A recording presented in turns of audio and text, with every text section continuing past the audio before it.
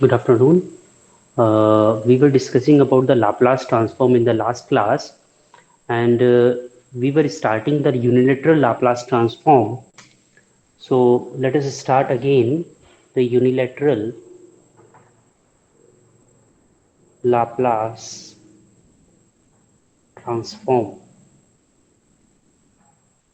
So let us first see what is the word unilateral. It means one-sided. Bilateral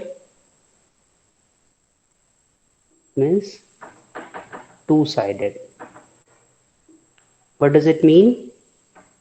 कि जब आप frequency की बात कर रहे हैं, जब आप फ्रीक्वेंसी डोमेन की बात कर रहे हैं, तो इस फ्रीक्वेंसी डोमेन में अगर आप minus infinity to infinity cover कर रहे हैं, माइनस इन्फिनिटी टू इन्फिनिटी, यानी कि जब आप इंटीग्रेशन ले रहे हैं minus infinity to infinity minus S t d t, in that case it will be called bilateral Laplace transform or normal Laplace transform as we did in the Fourier transform. Fourier transform में omega था minus omega, जो F omega था ये minus infinity to infinity था। ठीक है, Laplace transform को हमने और रियलिस्टिक बनाने के लिए, क्योंकि नेगेटिव फ्रीक्वेंसीज एग्जिस्ट नहीं करती हैं, हमने क्या डिजाइन किया, unilateral Laplace transform which is called one sided. तो यहाँ जीरो टू इन्फिनिटी आना चाहिए, जीरो टू इन्फिनिटी। तो एक यूनिलेटरल लाप्लास ट्रांसफॉर्म हो जाता है जिसमें आ जाता है zero to infinity f t e to the power minus S t d t. But instead of taking zero we also include zero negative. So when we were discussing the last course,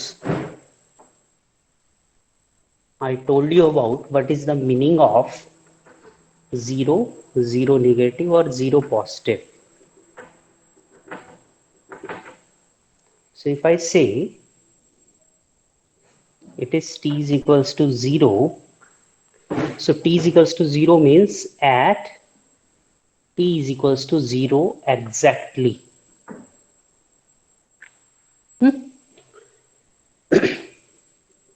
Just before t is equals to 0 or minus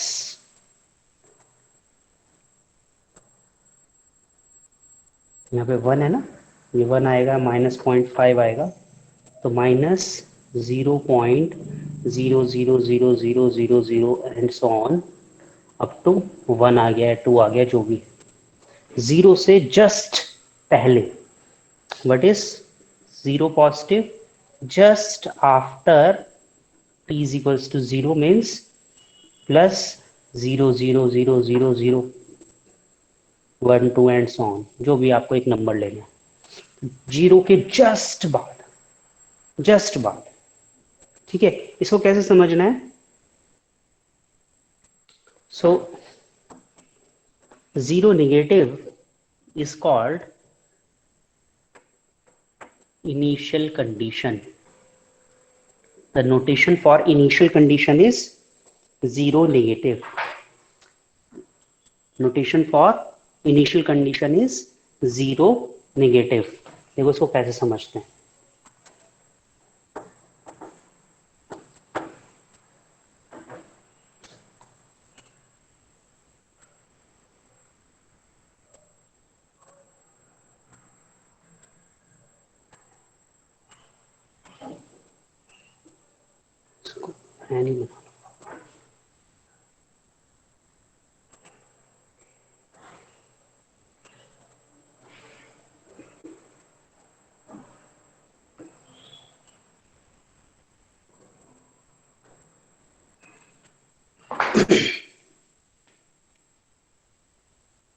ये कोई fan है, ये connected है switch से और voltage दिया है इसको V। सो जैसे ही एज switch get closed,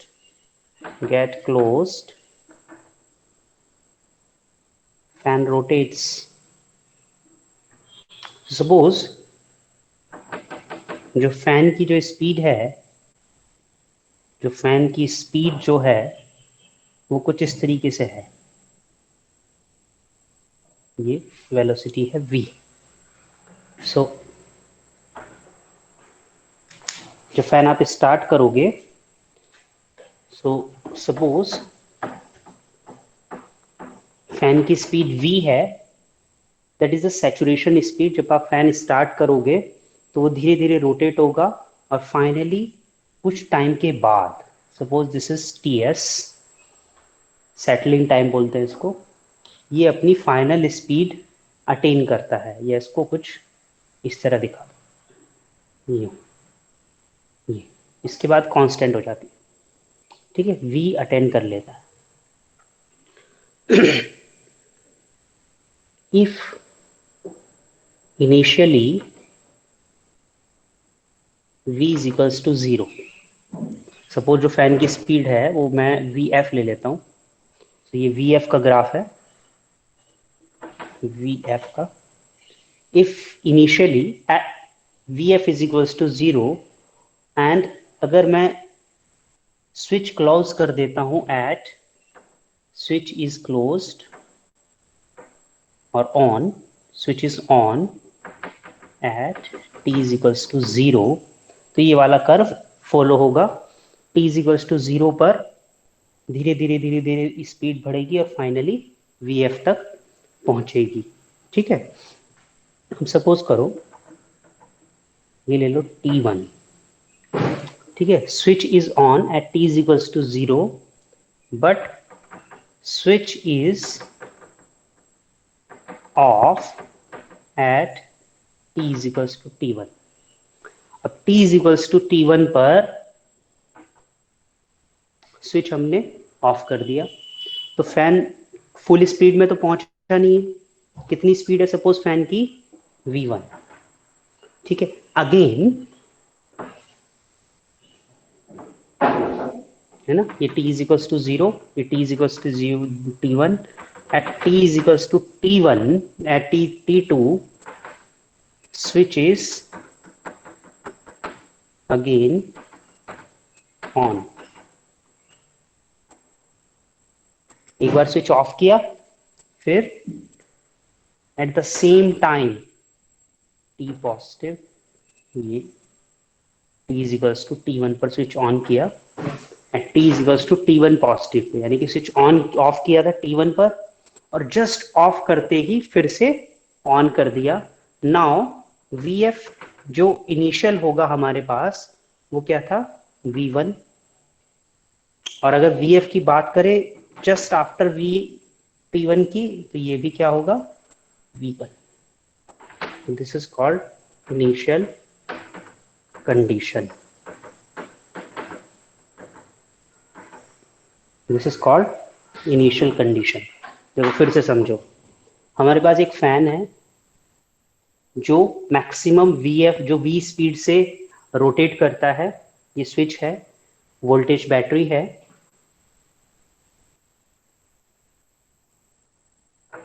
ये फैन की स्पीड का कर्व है कि जैसे ही हम स्विच ऑन करेंगे, suppose t is equals to 0 पर स्विच ऑन किया और इनिशियली कोई स्पीड फैन की नहीं है, वो रेस्टिंग पोजीशन में है, तो जैसे ही ऑन करेंगे तो धीरे धीरे धीरे धीरे स्पीड इंक्रीज होगी and at t is equals to infinite अगर आप मानते हो, then vf will be v finally. t is equals to infinite क्या है, final value, setting value, setting value और स्टेबल वैल्यू, स्टेबल वैल्यू। आप एक पर्टिकुलर टाइम के बाद, ts के बाद इसकी स्पीड कितनी हो जानी है, v, कब तक, t is equals to infinite पे। अगर मैं t is equals to infinite पे फैन की स्पीड पूछता हूं तो मुझे मिलेगी हमेशा v। t is equals to infinite पे फैन की स्पीड कितनी होगी, v। अब सपोज करो मैंने उसको फुल स्पीड में स्विंग नहीं होने दिया, रोटेट नहीं होने दिया, उससे पहले ही t is equals to t1 पर जब फैन की स्पीड vf से कम थी, v से कम थी, एट दैट टाइम मैंने स्विच ऑफ कर दिया।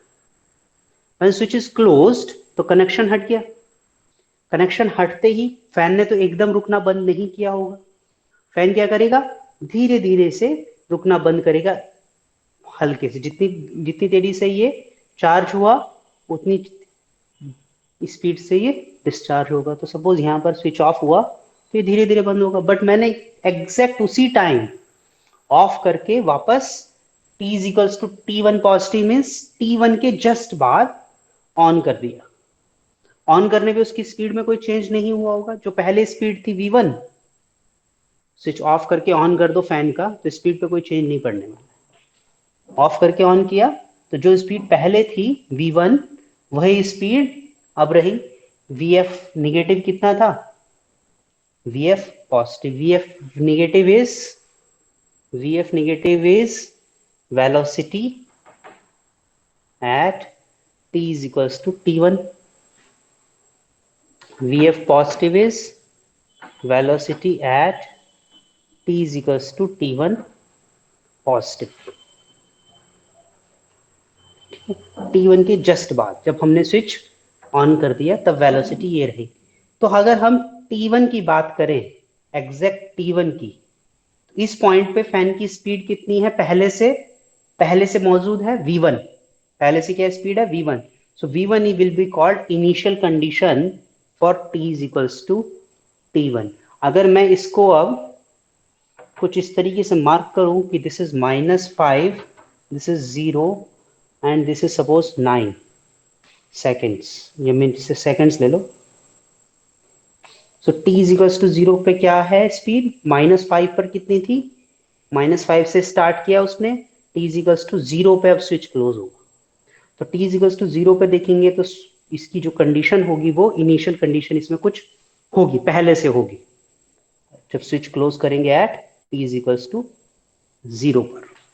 So this is the concept of initial conditions, and you will get to know it again in network theory very well when you will be dealing with capacitors and inductors.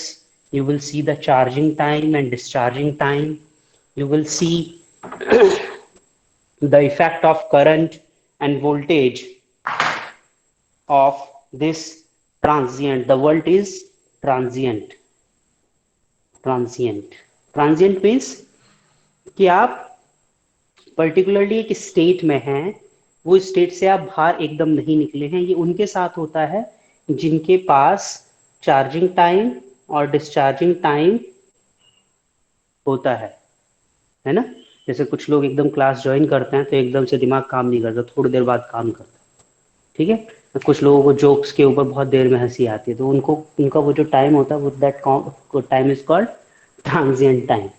जो final state तक पहुंचने में उनको time लगता है, ठीक है।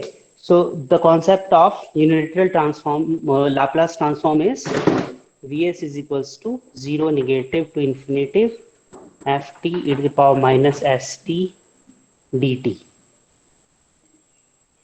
Now what is the advantage? The main advantage is it is unique. There is no concept of ROC here. It is unique. जो भी रिजल्ट्स आएंगे यूनिक होंगे, ROC का कोई चक्कर ही नहीं है इसमें। So it is realistic.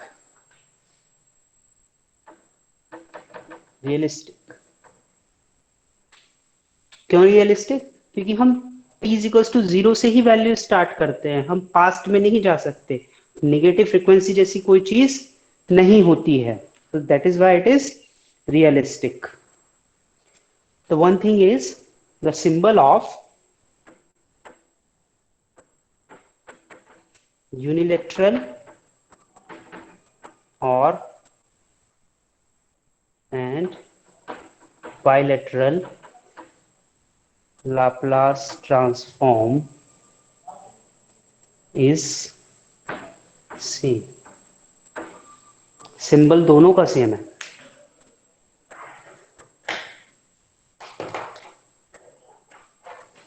ठीक है। इसमें सारी प्रॉपर्टीज सेम रहती हैं ऑलमोस्ट, सिर्फ एक प्रॉपर्टी है जहां पर चेंज होता है, and that property is called differential property. All the properties of unilateral and bilateral transforms are same except time differential property. तो उसमें क्या था, जो F T D by D T F T जो था वो डायरेक्टली था एस एफ एस बायलेटरल में, बट यूनिलेटरल के लिए if ft has Laplace transform of fs, in that case d by dt ft will have Laplace transform of s fs minus f0 negative. What is this? This is initial value. इसको भी हम consider करेंगे.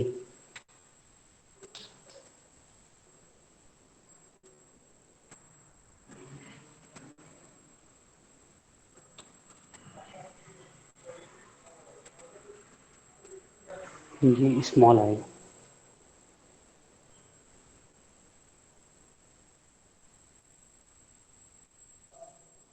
ठीक है.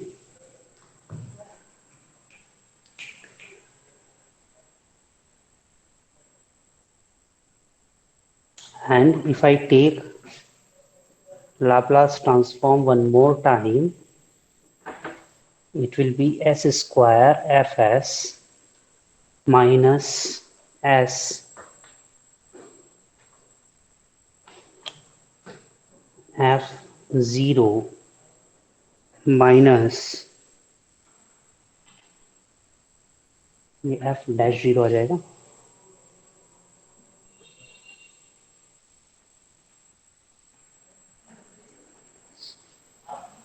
d by dt f0 negative.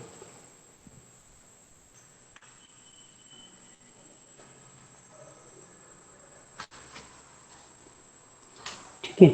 If I take the Laplace transform of d to the power n d to the power n ft, it would be s to the power n fs minus s to the power n minus 1 f0 negative minus s to the power n minus 2 d by dt f0 negative up to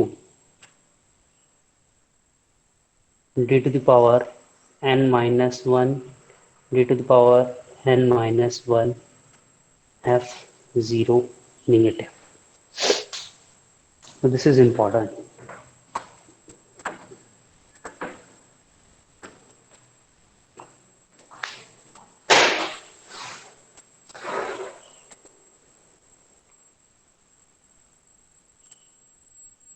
ये n minus 2 आएगा actually.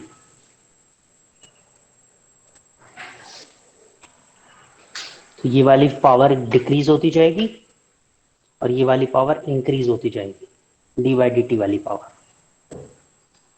ये वाली power s की power decrease होती जाएगी और जो D by D T की पावर है ये इंक्रीज होती जाएगी.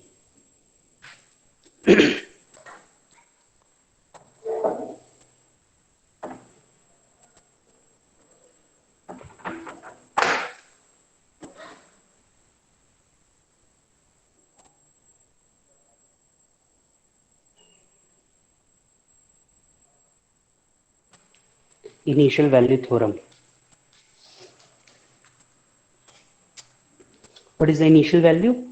Initial value is represented as 0 negative. So f0 is equals to limit s tends to infinitive fs. किसी का अगर इनिशियल वैल्यू निकालना है f0 नेगेटिव, तो इस तरह कैलकुलेट करते हैं। And final value, oh sorry, SFS, final value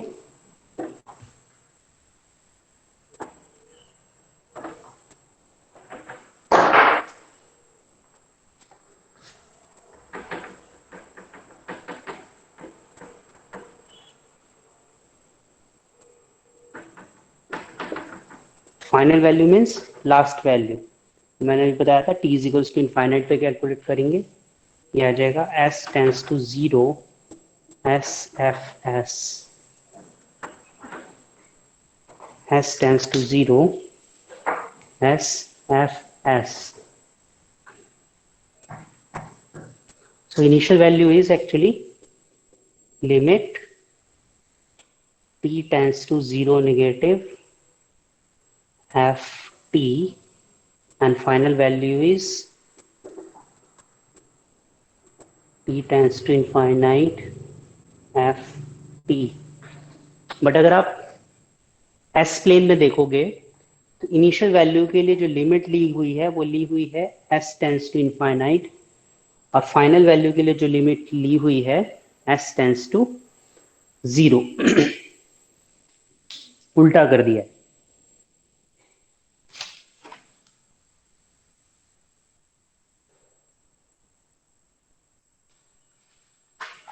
ठीक है, next.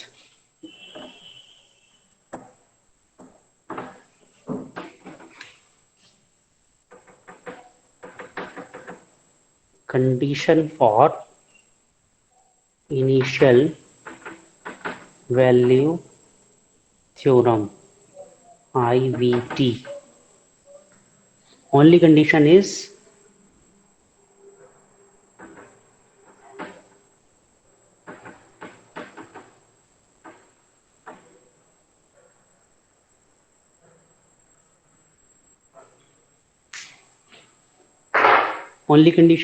denominator should be greater than numerator।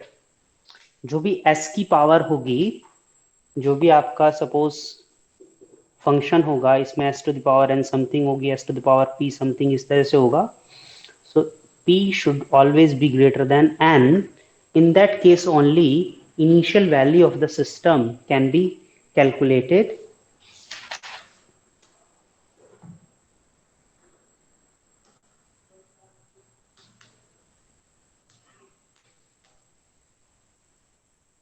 it means if numerator power is greater than or equal to denominator power, in that case Laplace transform will have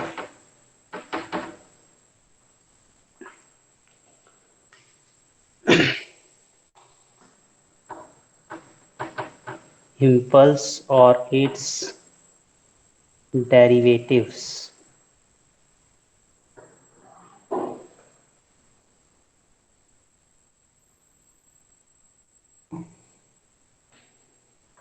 at t is equals to 0, del t or del dash t is not known।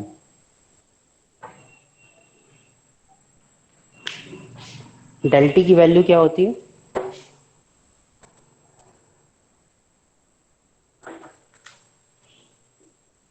del t हम 1 लिखते हैं t is equals to 0। It is exactly an area. But अगर value की बात करें तो value of del t is not non. Value जो है del t की नॉन नहीं है, del t is an impulse. तो जैसे ही न्यूमरेटर पावर डिनोमिनेटर पावर की इक्वल या ग्रेटर देन हो जाएगी, in that case Laplace transform जो उस फंक्शन का होगा that will have include impulse or its derivative। The problem with the impulse is जब आप लिमिट लेंगे t tends to 0 और s tends to infinite, in that case del t और del dash t non नहीं रहेंगे. In that case, initial value cannot be calculated. That is why the condition of calculating the initial value theorem is denominator power should be greater than numerator power.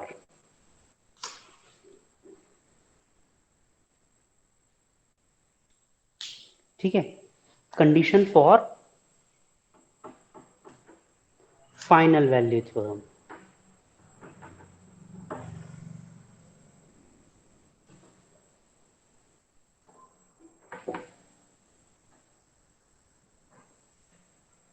इसको comparatively समझना ज्यादा आसान. देखो, initial value और final value हमने अभी इस वाले का ग्राफ से समझा था. एक ग्राफ ये है और एक ग्राफ और बनाता हूं.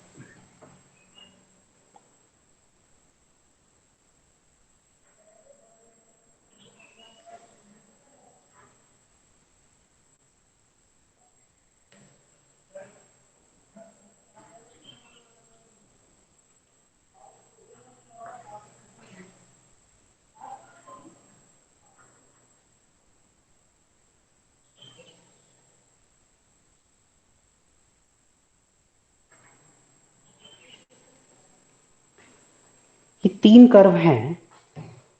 सपोज ये वैल्यू 1 है, वैल्यू 1 है, ये value 1. f1t, f2t and f3t. देखो, at t is equals to infinite, ये फाइनली कहां जाके मिल रहा है, इस पे मीट हो रहा है. At t is equals to infinite इसकी फाइनल वैल्यू क्या होगी, कर्व देख के पता चल रहा है. f infinity will be 1. इसमें देखो यहां पर, इसमें हालांकि ऑसिलेशंस हैं, but these are decreasing oscillations. Decreasing oscillations. So जैसे जैसे टाइम बढ़ेगा ऑसिलेशंस कम होते जा रहे हैं. सो एफ टू इनफाइनाइट में भी फाइनल वैल्यू क्या होगी, 1. But here we have increasing oscillation. तो आप नहीं बता सकते कि t is equals to infinite पर वैल्यू क्या होगी. f3 infinite is what, because system is unstable. System जब अनस्टेबल होगा तो आप फाइनल वैल्यू नहीं बता सकते. अगर इसको ऐसे समझो, जैसे आपने वोल्टमीटर लिया और वोल्टमीटर पे इस तरह से सुई है ये, और ये सुई रोटेट कर रही है इसके और इसके बीच में. ठीक है, ये सुई ऐसे ऐसे रोटेट कर रही है, और मैं आपसे पूछूं कि यार एक फाइनल वैल्यू बताओ कि इतने टाइम बाद इसकी वैल्यू कितनी होगी. ये लगातार ऐसे ऐसे रोटेट कर रही है. अगर ये इस तरह रोटेट करेगी सुई, ये जो निडल है इसकी, तो पॉइंटर आप किसी भी पॉइंट पे एक पर्टिकुलर वैल्यू पे पॉइंट नहीं कर पाओगे. एक एग्जैक्ट वैल्यू आप नहीं बता सकते. तो for A final value system must be stable. To give a exact final value of a system or a signal, that particular system or signal must be stable. So this is the only condition for final value theorem, that signal और system जिस पर भी apply करना चाहते हो must be stable. और stable system की जो एक कंडीशन है वो ये है कि poles must not lie in right hand side. जो पोल्स हैं वो राइट हैंड साइड में लाई नहीं होने चाहिए. इसका क्या मतलब हुआ कि जब हम एस प्लेन बना रहे थे, जब हम एस प्लेन बना रहे थे, ये एस, तो ये एस इज इक्वल्स टू 0 था, -1, -2, -3. This is S plus 3, S plus 2, S plus 1. और ये क्या था, 1 2 3 s-1 s-2 s-3 and so on, ऐसे ही था। सो जो s-3 पोल था वो कहां पर लोकेट हो रहा था, s इज इक्वल्स टू 1 पर। s+1 पोल कहां पर लोकेट हो रहा था, s इज इक्वल्स टू -1 पर। तो ये क्या कह रहा है कि पोल्स जो हैं वो राइट हैंड साइड में नहीं होने चाहिए। ये वाला जो पोर्शन है इसमें ये पोल्स नहीं होने चाहिए, जीरो पोल्स होने चाहिए इस कंडीशन में। यानी कि सारे के सारे पोल्स कैसे होने चाहिए, s+1 s+z s+n s+m। In that case system will be stable. अगर आपका इस तरह आता है s-n s-2 s-z and so on, in that case poles will lie right side and system will be unstable, and once the system is unstable then its final value cannot be evaluated।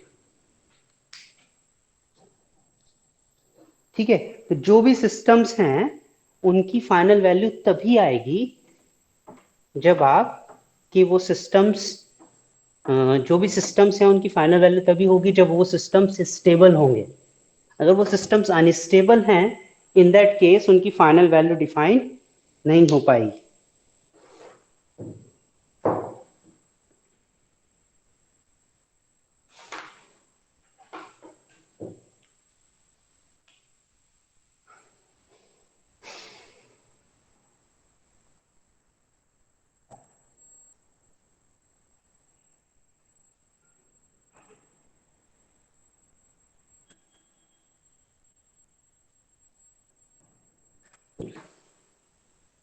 Question लिखो, determine the Laplace transform of the following signal. ये signal दिया हुआ है कोई,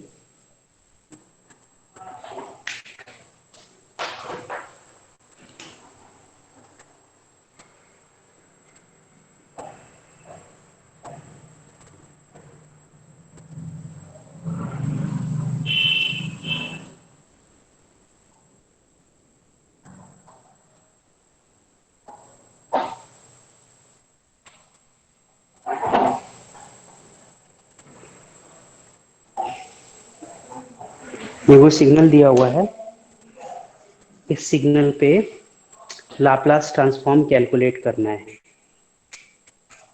ठीक है, तो कैसे करना है देखो, इस सिग्नल को सबसे पहले हमें यूटी का पता है, यूटी का लाप्लास ट्रांसफॉर्म होता है 1/s, और टी यूटी का लाप्लास ट्रांसफॉर्म होता है 1/s²। ठीक है,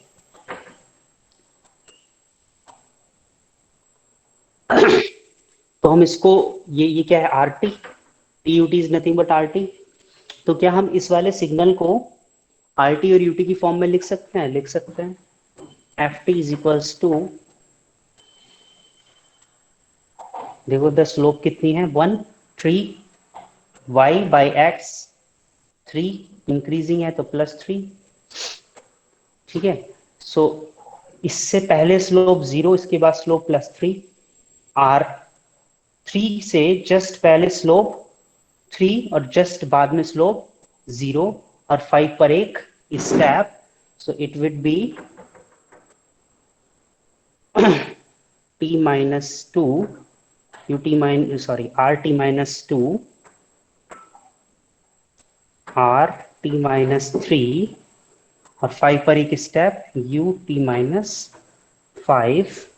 तो +3 -3 and -3। so this is the signal।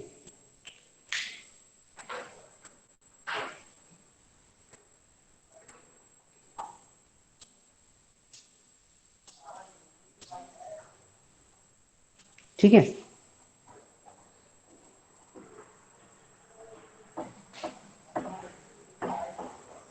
सो अगर हमारे पास एफ टी है, एफ टी का फोरियर लाप्लास ट्रांसफॉर्म एस है, F T minus T one का लाप्लास ट्रांसफॉर्म हो जाएगा e⁻−s t1 fs।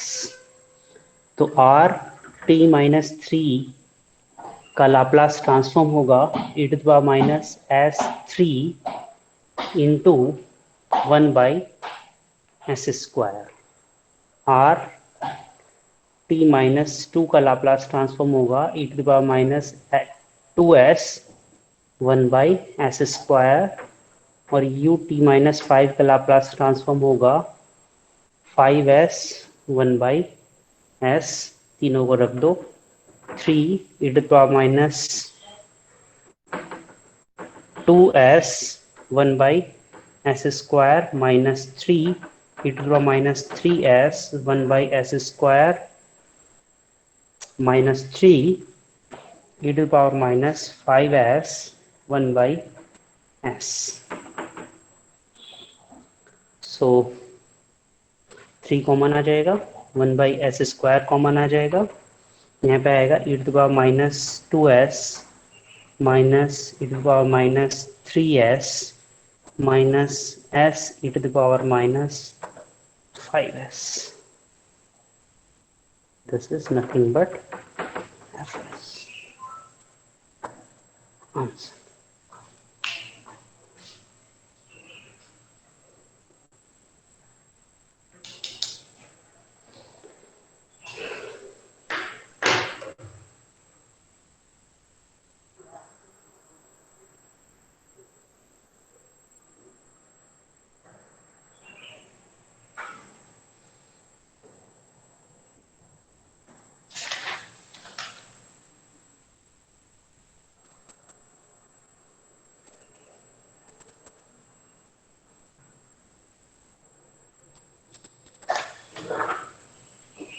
ठीक है, नेक्स्ट देखते हैं।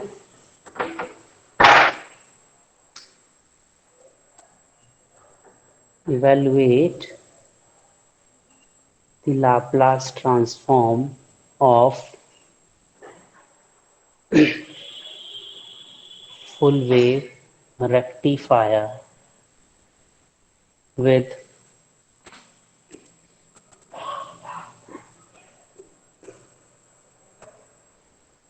time period is equals to t।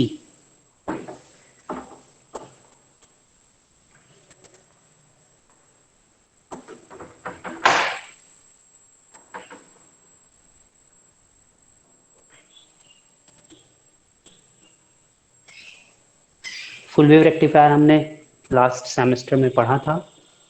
So what is the wave of full wave rectifier?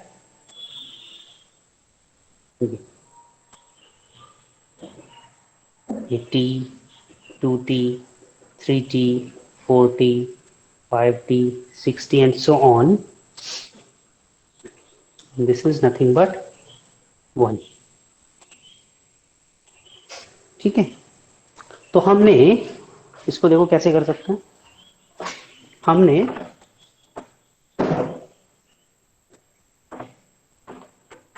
t is equal to zero,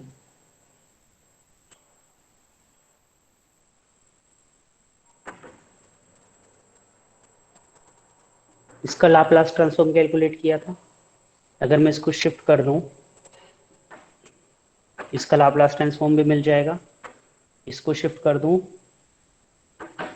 इसका Laplace transform भी मिल जाएगा। फिर अगेन इसको शिफ्ट कर दूं तो इसका लाप्लास ट्रांसफॉर्म भी मिल जाएगा। इन सबको अगर ऐड कर दें तो finally you will get this.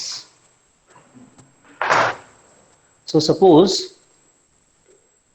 This is F dash T और इसका लाप्लास ट्रांसफॉर्म हमने कैलकुलेट किया था F1s। F1t का लाप्लास ट्रांसफॉर्म ने कैलकुलेट किया था F1s। So Ft is equals to F1t plus F1t minus t plus F1t minus 2t plus F1t minus 3t and so on up to infinite। ठीक है, so अगर linearity property से हम Laplace transform इसका calculate करें, so f s would be f1s plus e to the power minus st f1s plus e to the power minus 2st f1s plus e to the power minus 3st f1s and so on। f1s अगर common ले लें तो 1 plus E to the power minus S T plus E to the power minus 2st plus e to the power minus 3st up to infinite।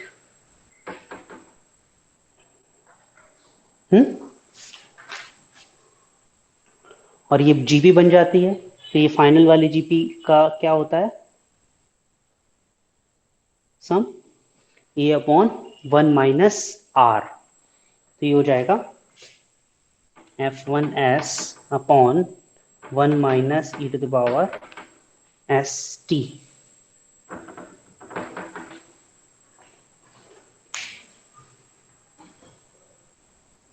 ठीक है, तो ये f1s आपको पता है, हमने पहले कैलकुलेट किया हुआ था, तो आप यहां से डायरेक्ट पुट करके उसको कर सकते हो। f1s देख लेते हैं क्या आ रहा था हमारा। सो f1s was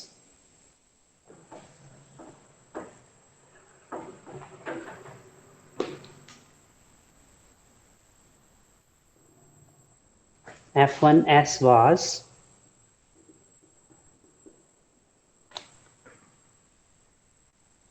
1 plus e to the power minus st upon 1 plus s square, or fs would be 1 plus e to the power minus st 1 minus e to the power minus st 1 upon 1 plus s square। Answer.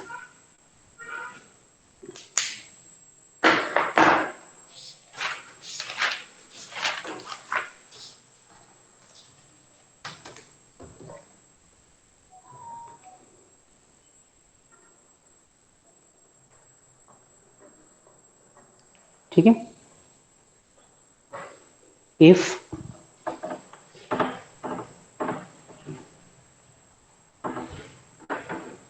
if t is equals to pi, then fs would be 1 plus e to the power minus pi s 1 minus e to the power minus pi s into 1 upon 1 plus s square।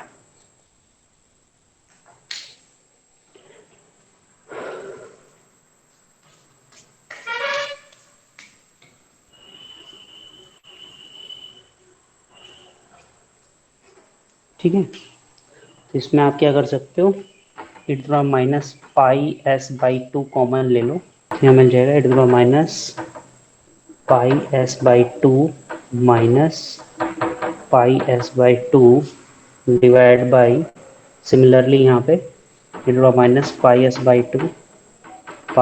By two plus हो जाएगा minus pi S by two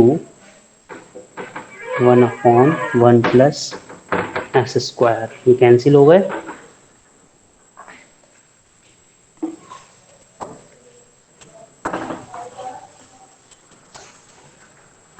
So there is a formula called cos h t e to the power minus e to the power t plus e to the power minus t divided by 2 sin h t e to the power t e to the power minus t divided by 2, where h represents hyperbola।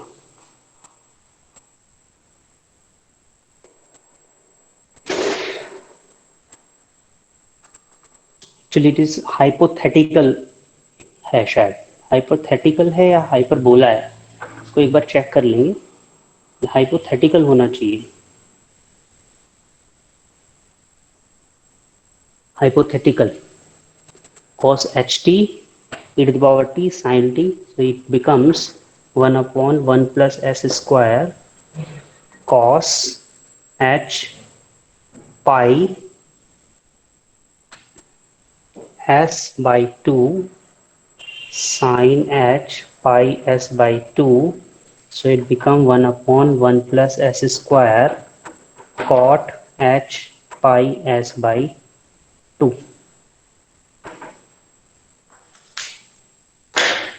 सो ये prove करने के लिए एक बार आया हुआ था IES org examination में, it prove that Laplace transform of full wave rectifier wave form is this, इसलिए मैंने पूरा आपको करा दिया।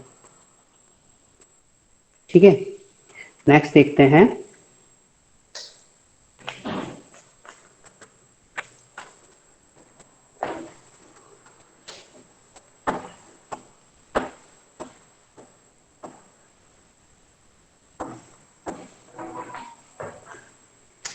Question, evaluate the Laplace transform of increasing infinite staircase signal। कोई सिग्नल है?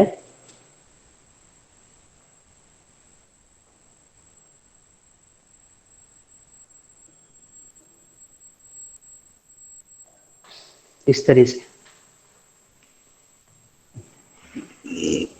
इसको यहां से ले लो, इसको यहां से ले लो।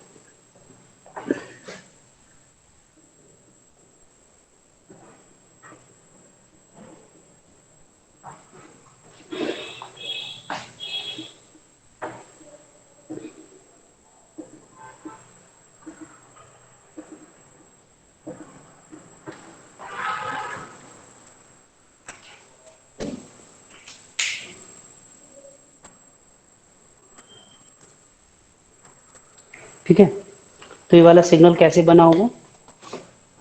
ये सिग्नल कुछ इस तरीके से बना होगा। सॉल्यूशन देखते हैं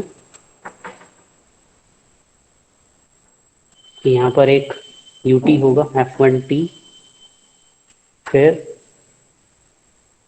यहाँ पे होगा f1t माइनस 1, यहाँ होगा 2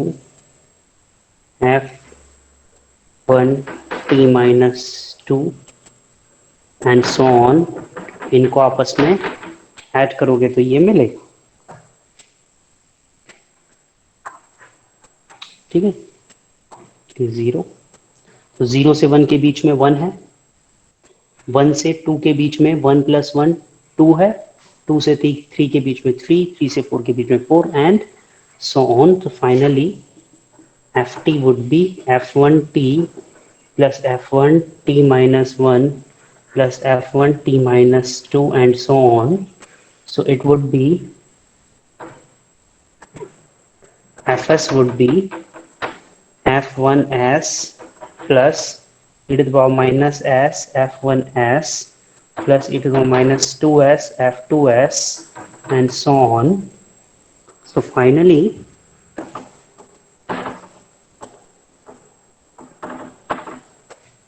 f1s is equals to 1 upon 1 minus e to the power minus s into f1s, 1 minus e to the power minus s into 1 by s। f1s is equals to 1 by s, ut का Laplace transform.